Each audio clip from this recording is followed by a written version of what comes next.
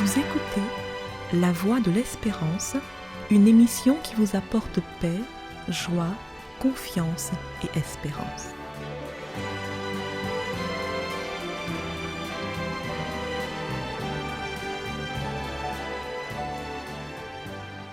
Bonjour la Guyane et bonjour à tous depuis la Guyane.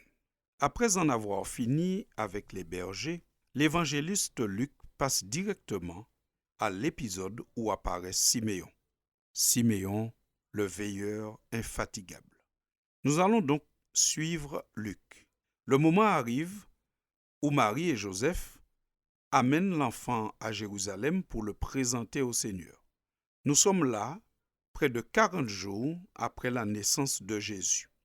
Luc dit ainsi, « Et voici, il y avait à Jérusalem un homme appelé Siméon.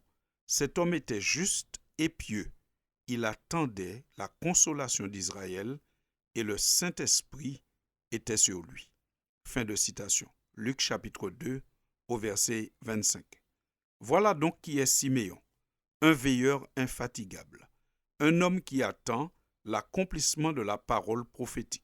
Il attendait la venue du Sauveur depuis bien longtemps, car la Bible nous fait sentir qu'il était avancé en âge. Sauveur qu'il désigne comme étant la consolation d'Israël. Siméon attendait la venue du Messie, du Sauveur, de l'enfant Jésus, car il était un lecteur des Écritures, dans lesquelles la venue de Jésus est prophétisée. Le prophète Ésaïe dit dans son livre, « Voilà pourquoi le Seigneur lui-même nous donnera un signe. La Vierge sera enceinte, elle mettra au monde un fils et l'appellera Emmanuel. » Ésaïe 7, verset 14. Quant à Michée, il avait annoncé sous l'influence du Saint-Esprit que Bethléem serait la ville de naissance du Sauveur. Michée chapitre 5, verset 1er. Siméon, un veilleur infatigable qui allait dans les Écritures pour savoir ce qu'il en était de la venue du Messie, du Sauveur, de l'enfant Jésus. Et donc, puisqu'il veillait de manière infatigable, il a pu accueillir l'enfant Jésus lors de sa première venue. Devenu grand, Jésus nous demande à tous d'être comme Siméon, des veilleurs infatigables. Dans l'évangile de Luc, au chapitre 21, au verset 36, Jésus nous dit « Veillez donc et priez en tout temps, afin que vous ayez la force d'échapper à toutes ces choses qui arriveront et de paraître debout devant le Fils de l'homme. » Fin de citation. Veilleurs infatigables, c'est ce que nous devons être en cette approche de Noël, car c'est ce que Jésus, qui est censé être célébré à Noël, nous demande d'être. L'apôtre Paul a confirmé le besoin de veiller quand il écrivait à Timothée au chapitre 4 de sa deuxième lettre. Il dit « Car il viendra un temps où les hommes ne supporteront pas la saine doctrine, mais ayant la démangeaison d'entendre des choses agréables, ils se donneront une foule de docteurs selon leurs propres désirs. Ils détourneront l'oreille de la vérité et se tourneront vers les fables. » Fin de citation. Aujourd'hui, la mise en garde de Jésus et la prophétie de Paul sont plus que d'actualité. Aujourd'hui, nous voyons et nous entendons des choses particulièrement étranges qui se passent sur la terre. On a l'impression aujourd'hui que la parole des spécialistes et des docteurs en tout genre a plus de valeur que la parole de Dieu. C'est ainsi qu'on se prépare même à bénir ce que Dieu a condamné, parce que des docteurs dans différentes disciplines, des érudits, prétendent donner une origine naturelle à certains comportements que Dieu qualifie lui-même d'abominables. Mais le Christ, qui est censé être célébré et accueilli à Noël, dit le contraire. Il dit « Veillez et priez afin que vous ayez la force d'échapper à toutes ces choses qui arriveront juste avant mon retour. » Et il précise dans Luc chapitre 21 et au verset 33, c'est-à-dire dans le même contexte où il demande de veiller et de prier, il dit « Le ciel et la terre passeront, mais mes paroles ne passeront point. » Fin de citation. Parole du Christ, je vous le rappelle. Jésus nous fait savoir qu'il y aura, vers la fin des temps, un conflit entre les traditions, les affirmations d'hommes et sa parole. Oui, sa parole est très ancienne, mais il dit « Ma parole ne passera jamais. Le ciel et la terre passeront peut-être, mais pas mes paroles. » Et Jésus nous donnait l'exemple de ce qu'il faut faire. Puisque dans Luc 21, au verset 37, et vous voyez, nous sommes toujours dans le même contexte, Jésus, pendant le jour, il enseignait dans le temple, et le soir, il allait passer la nuit à la montagne appelée montagne des Oliviers. Que faisait-il à cette montagne? Toujours Luc nous dit quelle était l'habitude de Jésus quand il allait le soir à la montagne.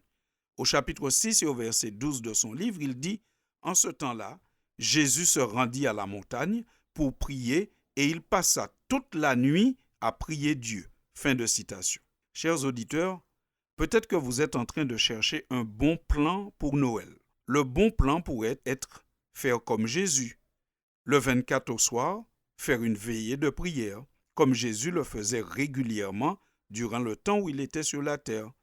Veillée de prière le 24, à Noël, pourquoi pas, pour demander à Dieu le discernement, pour comprendre les enjeux des nouvelles dispositions qui sont en train de se mettre en place dans ce monde, sous nos yeux, pour demander à Dieu peut-être aussi la force d'y échapper, c'est-à-dire de ne pas se conformer à toutes les décisions, peu importe l'instance qui donne l'orientation, car Jésus, celui qui vient bientôt, celui que nous sommes censés accueillir et célébrer à Noël, nous a dit « Veillez donc et priez afin que vous ne tombiez pas en tentation. » Peut-être une veillée de prière pour dire à Dieu « Fais de nous des veilleurs infatigables comme Siméon, des personnes revêtues de l'Esprit de Dieu, versées dans la lecture des prophéties, qui attendent le Messie et qui ne se conforment pas à toutes les décisions d'hommes, peu importe d'où elles viennent. » Chers amis auditeurs, je vous dis à très bientôt et je vous souhaite, pourquoi pas, une bonne veillée de prière. À bientôt.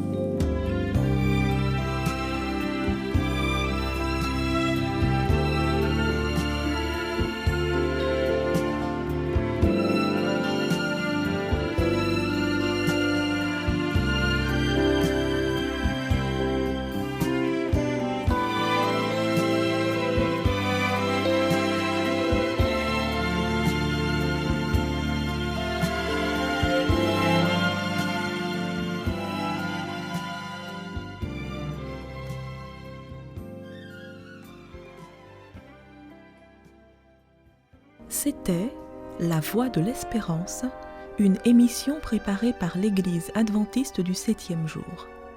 Si vous désirez avoir une copie de la causerie d'aujourd'hui, demandez-la. Elle vous sera donnée gracieusement. Écrivez à La Voix de l'Espérance, boîte postale 169 97 324, Cayenne, CEDEX, ou téléphonez au 0594 25 64 26. Merci chers auditeurs et à bientôt.